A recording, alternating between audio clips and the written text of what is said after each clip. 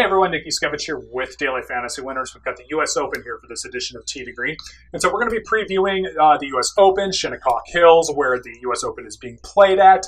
We're going to talk about a couple things historically, actually, when it comes to both Shinnecock and the U.S. Open, and it will be relevant to your DFS lineups. I won't bore you for too long here with any kind of a history lesson and just golf information. I'll keep it to the things that I believe are relevant to to making your DFS lineups. We'll touch on then, of course, some things when it comes to the strokes gain statistics and what you can look for there, some things strategy-wise like that. Pretty much everything that will go into it, except for talking about the specific players or the top guys above 10K or 9K that I would do in a normal episode. The reason for that is because the salaries aren't even out yet. I'm recording this on a Wednesday evening, the Wednesday evening before the St. June Classic, actually. And so I couldn't talk about the players right now, even if I wanted to, for the most part. And the other thing I'll just say is also, as I mentioned in past episodes, I'm pretty optimistic I'll be able to do a second video where I do talk about the players. I am starting on this new medical device on Friday. It's really bad timing, I know. It's going to take up a good amount of my time, and so I don't know if I'll have time to get to a video, but at the very least, if I can't, I will hit you guys up on the forum, and I will tell you which golfers I like and everything. I'm going to tell you basically which type of golfers I like in this episode right now, and I will be more specific about the players on the forum as we move closer to the start of the tournament. But I am optimistic I will be able to do a second video, but just wanted to put out that last PSA in case maybe you mentioned or you missed it in one of the previous episodes. Okay, here we go. Let's dive in. The U.S. Open, it is the toughest golf tournament easily on the PGA Tour, as you can see on your screen. It plays 2.658 strokes over par for the average golfer here. This is going back, all this data is back since the 2013-14 season. Again, this is the PGA Tournament History tab under for our fantasy tools on our website at dailyfantasywinners.com. Completely free to sign up. And so this tells you obviously that the U.S. Open is the most difficult. And it's pretty fascinating when you factor in that the U.S. Open was at Erin Hills last year, and Brooks Koepka was the winning score at 16 under, and then you had scores at 12 under, 11 under, 10 under, so on and so forth. Looks like, what was the cut at? The cut was 1 over. And so, and actually, I think the course even got a little bit easier over the weekend, if I'm not mistaken, if I remember that right. But, and so, yeah, 1 over cut is that's pretty scoreable for a U.S. Open, obviously. And so, so factoring that in, you can just see if we just omitted last year and just took a look at, most U.S. Opens, this number would, and 2.658 would be much higher. And so, okay, so let's talk about Shinnecock Hills here real quick. And so this because Shinnecock Hills has historically played very difficult at U.S. Opens. And so this is the 5th time the U.S. Open has ever been at Shinnecock. One of those times was back in 1896. But other than that, we've had it here since in 1986, 1995, 2004, and now this year. So it'll be the 5th time and 4th since 86. And the winning score at the U.S. Open in 86 was 1 under. Winning score in 95 was even par. Winning score in 2004 was 4 under par. And obviously, the golf course has gone under significant changes since all those years. It's gone under some changes, not significant changes since 04, but it's gone under some changes. And so I want to just touch on a little history here from 2004 and how it kind of pertains to what the USGA's attitude might be in terms of setting up the golf course here for this year. If you don't know anything about 2004, I'll give a very quick overview. The golf tournament was played relatively easy scoring conditions Thursday and Friday. And by relatively easy, I mean the best scores of the days were in the upper 60s. Shinnecock Hills is a par 70, by the way. It's a par 70 again this year, and it was back then as well. So I just want to throw that out there. The best scores of the days were in the upper 60s, and generally speaking, by U.S. Open standards, it was playing a little bit more scoreable than the USGA probably would have liked. This golf course is on Long Island in New York City, or obviously Long Island, New York, I should technically say, but part of New York City. And so there's not many trees on this golf course. All the trees on this course are on the edges of it. There's basically no trees inside the golf course.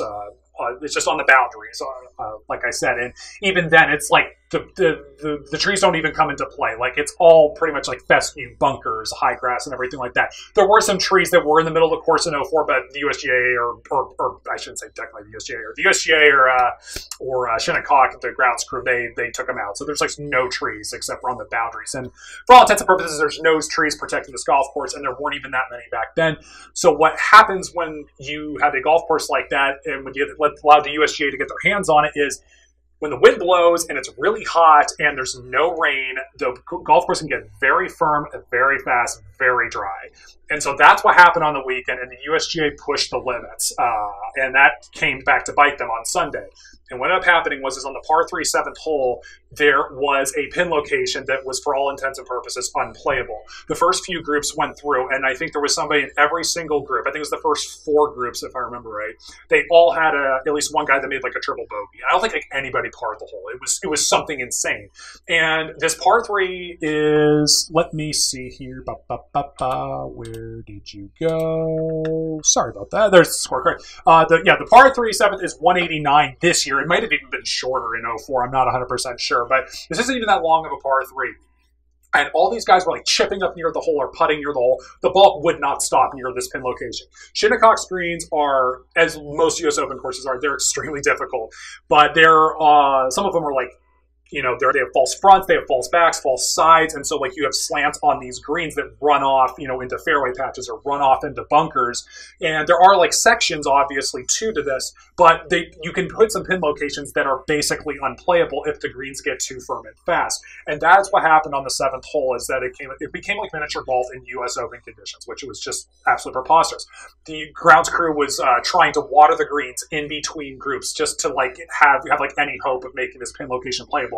And it wasn't doing anything whatsoever. So they literally, on the 7th hole and on the 11th hole, they had to move the pin locations mid-round. It was only after like a handful of groups, so it was like early on enough in the day it didn't affect like the winning score per se, but it kind of screwed the first few groups for guys that were playing for cash, obviously, and who had made the cut, and they got the bad end of the deal. But and overall, the golf course played extremely difficult, obviously, more over the weekend, hence why the winning score, Retief Goosen, was shot 4 under, and then I believe he was basically dueling with Phil Mickelson, who finished at 2 under. Everybody else was over par. 1 over Jeff Maggart, and then Shigi Maruyama and Mike Weir were 4 over. So actually, there were only 3 golfers better than 4 over. I remember that year Retief Goosen just made like every putt possible. It was insane how well he putted. He made everything from like inside 8 feet or something like that, whatever it was. And so I bring this up in the fact of what we're coming into this year with Shinnecock Hills. I don't think the USGA, and the USGA said they're not going to let 2004 happen again. And so I do think that they will err a little bit on the side of caution to make sure that doesn't happen again. I don't think it's going to play as easy, obviously, as Erin Hills did last year, because the wind didn't blow at Erin Hills, and the wind will probably blow more here at Shinnecock. And so I do expect the winning score to be single digits under par, but I don't think we're going to see anything like 2004 difficulty or in the prior year's difficulty. We should see several scores under par, but again, I'd say the winning score here is going to be in that 5 to 10 under par range. We have to see how much the wind blows, and we're guessing here a little bit, just like obviously on conditions, and we'll see as we get closer to the tournament. And so I just wanted to point that out, that I don't think the USGA is going to let the course get away from them like they did in 04. Nor do I think that they want this as easy as it played last year at Erin Hills. They're going to find like kind of a little bit of a happy medium, I think, when they see the wind blowing and not letting the course get away from them. As far as taking a look at this golf course, I do definitely recommend going to the U.S. Open's website and just watching their course tour. The USGA actually does a really good job with the U.S. Open website in the sense of just providing a course tour and providing really good details on how the golf course will set up. It's a little bit of it, like, for people that are just casual DFS players, it may not interest you as much, and that's fine. But it really does give you a good insight to the course and like kind of what's going to be most important here. And historically for the U.S. Open, what is most important is strokes gained off the tee, and that is going to be absolutely important here at Shinnecock Hills. The fairways on average at Shinnecock Hills are 42 yards wide this year, which is different than 2004. 42 yards wide is, by comparison to other golf courses, that's actually relatively friendly. That's pretty nice. 42 yards wide is pretty good. There's two catches to this, though. Number one, or actually there's three catches, I should say. One, there's a ton of elevation change. And so obviously when it comes to the downhill holes where the fairways are wider, that means, you know, your ball's obviously traveling farther in the distance, and that means your ball needs to be straighter. The second catch to that, to magnify that potential issue, is that the course is on Long Island, the wind blows, and so you need wider fairways, obviously, for when courses are generally windier. You can't have like extremely narrow fairways on extremely windy golf courses like that. That just, those don't really exist for the most part, unless the wind just like, you know, rarely does kick up at times. You know, you can do that, but for the most part, this golf course was designed with the intention of, like, obviously the wind's going to blow, and so the fairways are a little bit wider. If you want to know more about this stuff, you can go to also go check out this video made by the No Laying Up crew. They're awesome. Obviously, I think some people know of the No Laying Up crew.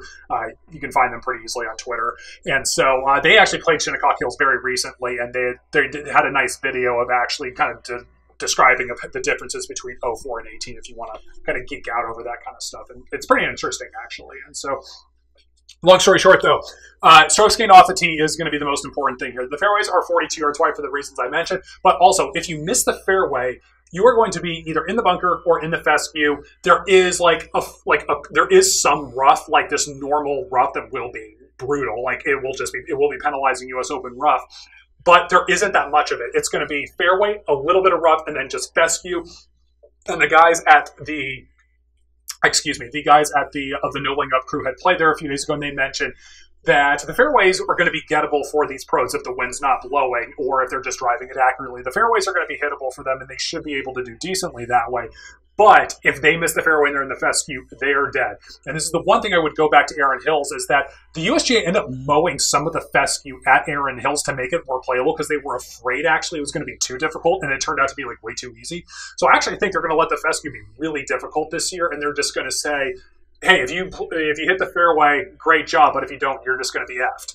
And so I think that's more where the USGA is going to try and just say test these guys as opposed to trying to push the greens to the limit, if that makes sense. So a strokes gained off the tee is going to be important also in the sense that there are a ton of dog legs on this golf course, and there aren't like trees protecting the dog legs. It's all just, you know, bunkers and fescue to hit over, and the longer hitter you are, the more of like the dog legs you can cut off of. It's not like that every single hole, but a vast majority of the holes are dog legs, and the Bombers are going to have an advantage here. This is the #1 course in terms of strokes gained off the tee being the most important on the entire PGA Tour. So length is good, strokes gained off the tee is good. It's not good if you're a bomber and you're spraying it all over the place, and then you're going to miss the cut and be bad. And, you know, longer hitters in general, not all together, but in general, unless you're like Dustin Johnson, even DJ. I mean, DJ missed the cut at Erin Hills last year, actually. But for the most part, bombers are more susceptible, obviously, to more Erin tee shots. But the Bombers will have an advantage here from the length perspective. The one thing you can do here in terms of finding out about more than just strokes gained off the tee of good drivers of the golf ball. One thing I like to do in a situation like this is you can look at drive accuracy, but that only really tells you part of the puzzle, because drive accuracy is just taking all your drives and whether you hit the fairway or not. That's all it's doing. The next step you can take also to find out maybe a little bit more is find out where the player ranks in average distance from the center of the fairway and average distance from the edge of the rough. So that'll tell you maybe if it's misleading somehow on your drive accuracy, good and bad.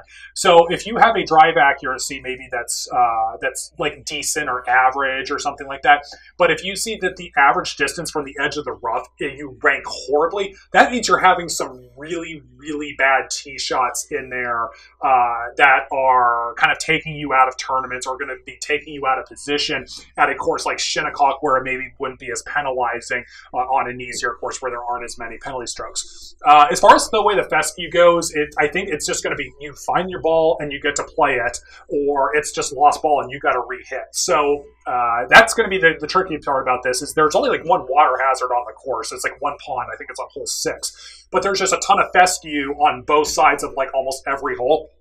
So you will have, you effectively have hazards everywhere. It's just a matter of being able to find your golf ball in the fescue if you do miss the fairway. So that's going to be the challenge, and it should be pretty interesting. So strokes gained off the tee is very important. Strokes gained approaching the green is absolutely important as well. Strokes gained off the tee is bigger, though. I would definitely emphasize a heavier put in a heavier emphasis on off the tee as opposed to approach the green, but they're both certainly going to play a role. And so, and obviously, the U.S. Open is almost always a tee to green golf course. Especially over the last few years, the U.S. Open has really gone more in a direction of making golf courses they're trying to start this trend a little bit in the way golf courses are going, that they are longer, but it's also has to do more with, like, there aren't as much trees and everything like that. They're kind of allowing the natural terrain of the land play more of a role as opposed to your traditional shorter courses, tree line, fairways, and everything like that, and investing all this upkeep into trying to, make the course look all green and everything like that. That was a really horrible example. The more I just thought about that, that was a really bad, that was a poor, it's the general theme of it, I guess, but that was not the greatest explanation. But you can see, though, obviously, like Pinehurst, they made it way more about the bunkers and the natural lay of the land there, and they took out a bunch of trees there. They took out a bunch of trees at Oakmont. They did the same thing there, and they're kind of allowing the weather conditions to play a bigger role and allow the longer golfers have be rewarded a little bit and stuff like that. So again, U.S. Open, more of a strokes gained off the tee type golf course, and so that pretty much covers it from that standpoint as far as where I would look at from the tee to green standpoint. Again, if I've mentioned this in past videos as far as putting goes, the harder the greens are, the more variance there is, meaning the less important it is. Most people, I think, understand this concept by now, when it took a while for people to catch on to it. I actually think most people do understand this by now, at least not necessarily pros, but just regular DFS players.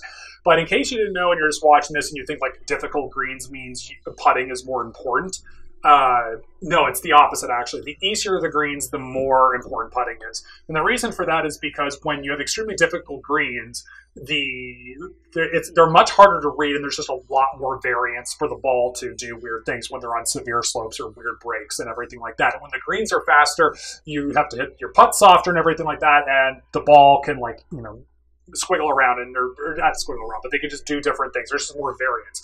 And so that is the one thing I would say here, that there's going to be a lot of variance with the putting here. And so I would not really put much of an emphasis at all here on the strokes gained putting. It just won't show up here that much.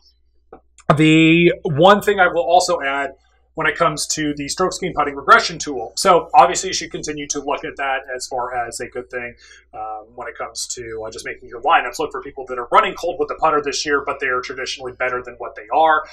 That's what the model does. But the one thing I will add, if you want to take this a step further and find out which numbers mean more than others, another step you can do, and I think this will be actually pretty relevant for a place like Shinnecock, is that the longer your putt is, the more variance there's going to be, because the ball is traveling on the ground for a longer distance. The less amount of time your ball's traveling on the ground, the less variance there is. That's the general rule. And so if you look at putting inside 5 feet, that will be more skill indicative. If you look at putts outside of 10 feet, and even outside of 5 feet, but more outside of 10 feet, 10 feet will be a bigger indication, but 5 feet will tell you a little bit too. If you look for the longer putts, those are going to be more variance and luck oriented. Those ranks on a year-to-year basis for almost all players. That just changes drastically. It's completely random. There are some exceptions, like Jordan Spieth historically in his young career has been an amazing mid-range putter. I think he's by far the best mid-range putter. I have to double check the statistics on that as far as just having him updated. But up until a few months ago, Jordan Spieth has historically been the best mid-range putter over the last few years. And I know his putting has not been as good this year, and maybe it's been worse since then, but or over the last few months. But the point's the same. It's very much higher variance for the longer range putts, and it's more skill indicated on the short putts. So to use this, you would just basically go look at the strokes gained putting regression tool. If you see somebody has maybe a plus 0.4, and we're expecting to see some this guy to start making more putts than he has been this year. And if you go to those statistics of the inside 5 feet, and you see he's making actually a pretty good amount of putts inside 5 feet, but he's missing just a ton of putts, and he's like ranking like 200th outside of 5 feet and outside of 10 feet. That tells you that 0.4 really means something, and it probably means it's even going to be a better indication that good luck is coming. So, and then on the flip side, if you saw that maybe he's putting horribly inside 5 feet, but he's actually putting pretty well outside like 10 feet, then maybe that plus 0.4 really isn't actually that big of a deal, and it's more like plus 0.2, and his putting really actually has just been off from short range and something like that for the current year. So I think that makes sense. Obviously, it's the same kind of stuff that we're looking at here as far as the strokes gained off the tee, certainly a little bit of the approach in the green, and then of course you do take the further steps of looking at the driving accuracy statistics, because again, like, you want the guys that like, and so like as far as like what type of golfers we're talking about here, certainly when it comes to the strokes gained off the tee, who are really going to like take off dog legs and everything like that, who are really good just off the tee. We're talking about the Dustin Johnsons of the world. We're talking about Jason Day, John Rahm, all those types of guys, Brooks Koepka. There's a reason why, and the U.S. Open has more and more of it going to these types of courses. So there's a reason why Jason Day and Dustin Johnson, those guys, Brooks Koepka, even his young career, they have done particularly well at the U.S. Open. There is a reason for that. Sometimes, obviously, the course history or the tournament history can be variance, and that definitely comes into play a lot of time. But for the U.S. Open, it does mean something here, even though we've been having the tournament at different courses. Usually plays tougher, usually plays longer, puts an emphasis on strokes gained off the tee. There's a reason why you see the longer hitters particularly do well here. And so it's just important that you don't get probably a guy that's like, ranking in the 150th and 200th in every single driving accuracy area, at least if you're paying like a higher salary. If it's a guy that's like lower 7K and he's low ownership and there's some other things you like about him, that's a whole different story. So so we're going to be looking at like the DJs, the Koepkas, the Jason Days, people like that probably here for the U.S. Open as far as a sneak preview. We'll see how the salaries shake out. I will discuss that on the forum, and then but hopefully also in a second video. But that's just a little bit to be determined. And so that is it for this video. If you have any more questions about the U.S. Open and Shinnecock, I'd be happy to talk about it. There are some other things I can dive into, obviously, just as far as like history things about Shinnecock or history things about the golf course. If you want to hit me up and talk about it, I gave you pretty much the most relevant things, I think, when it comes to how it'll play out here for Shinnecock and for this year from a DFS perspective. And so, going to see a winning score about 5 to 10 under, strokes gained off the tee, a little bit of approach in the green, use the putting regression tool and some of the other stuff I mentioned statistically. So thanks for watching. I'm at Nick Yuskevich on Twitter. Daily Fantasy Winners is on Twitter at DFantasyWinners. And thanks again for all the support with the YouTube subscriptions and liking the videos. All right. Good luck, everybody.